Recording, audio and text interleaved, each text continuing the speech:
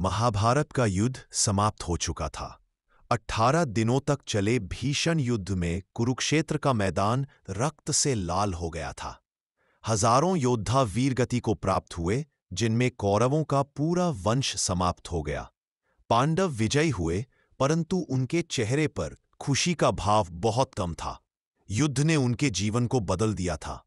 उनकी दृष्टि में केवल विजय नहीं, बल्कि अनगिनत जीवनों की क्षति, अपने और दूसरों के प्रियजनों की मृत्यु का दुख और अपने धर्म का बोझ झलक रहा था।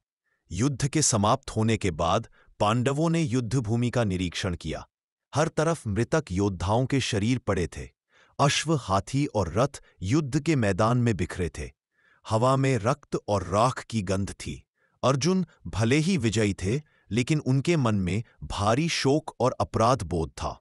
उन्होंने सोचा, क्या यही धर्म है? क्या यही न्याय है? उन्हें यह अनुभव हुआ कि युद्ध में कोई भी पूरी तरह विजयी नहीं होता। हर जीत में पीड़ा और शोक छुपा होता है। धृतराष्ट्र और गांधारी ने अपने पुत्रों की मृत्यु का अत्यधिक दुख मनाया। गांधारी का हृदय पूरी तरह टूट गया था। उन्होंने अपने दुख और क्रोध में शाप दिया कि पांडवों की युधिष्ठिर को हस्तिनापुर का राजा बनाया गया। वह धर्म, सत्य और न्याय के आदर्शों के प्रतीक थे। उन्होंने राज्य को संभाला और न केवल अपने परिवार कल्याण की चिंता की, बल्कि युद्ध में मारे गए लोगों के परिवारों की सहायता और सम्मान का भी ध्यान रखा। उन्होंने युद्ध में खोई हुई भूमि को पुनः बसाया और युद्ध में मारे गए योद्धाओं के लिए श्राद्ध और अनुष्ठान किए।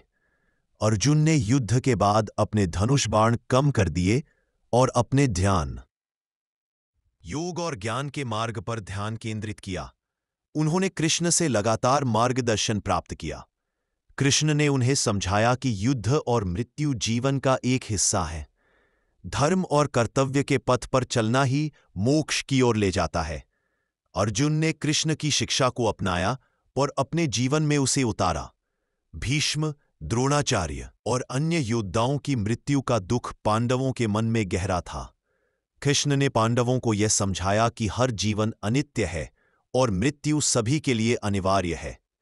युद्ध में मारे गए योद्धाओं की आत्माओं की शांति के लिए उन्होंने पांडवों को अनुष्ठान करने की सलाह दी। यह समझना कि मृत्यु और विनाश जीवन का ही। समय के साथ पांडवों ने हस्तिनापुर में राज्य की पुनर्स्थापना की। उन्होंने न केवल अपने राज्य को शांत और सुरक्षित बनाया, बल्कि न्याय और धर्म का शासन भी स्थापित किया। उन्होंने जनता के कल्याण और सुरक्षा का पूरा ध्यान रखा। युधिष्ठिर ने यह सुनिश्चित किया कि जनता को भोजन, आश्रय और न्याय मिले। अर्जुन और भीम ने राज्य की सुरक्षा और संरचना की जिम्मेदारी ली। नकुल और सहदेव ने प्रशासनिक और सैन्य मामलों में योगदान दिया।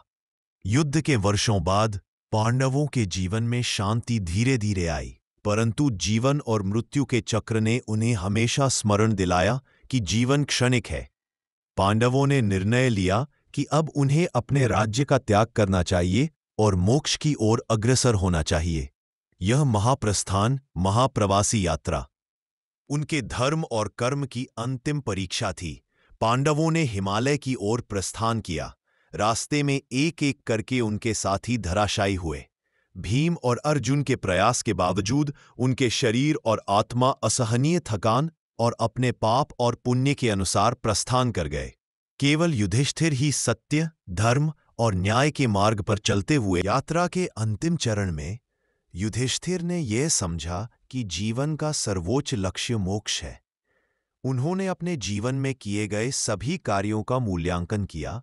उन्होंने सभी धर्म और कर्म के मार्गों को अपनाया और अंततः मोक्ष प्राप्त किया। उनकी आत्मा ने शाश्वत शांति और आनंद को प्राप्त किया। इस प्रकार महाभारत की कहानी यही समाप्त होती है।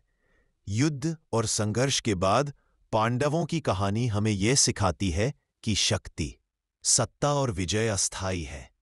जीवन में धर्म, सत्य, न्याय और मोक्ष के लिए प्रयास करना ही स्थायी मूल्य है। यह कहानी मनुष्य को यह याद दिलाती है कि युद्ध और संघर्ष जीवन का हिस्सा है, परंतु अंततः धर्म और सत्य की विजय होती है। महाभारत के युद्ध के बाद की यह कहानी केवल इतिहास नहीं, बल्कि जीवन का मार्गदर्शन है। ये हमें यह सिखाती है कि विजय और पराजय, सुख और दुख, जीवन और मृत्यु सभी क्षणिक है। केवल धर्म और सत्य के पथ पर चलना ही स्थायी मूल्य प्रदान करता है। पांडवों की यात्रा, उनके दुख और संघर्ष और अंत में मोक्ष प्राप्ति हमें यह सिखाती है कि जीवन में अपने कर्तव्य और धर्म का पालन करना सबसे महत्वपूर्ण है।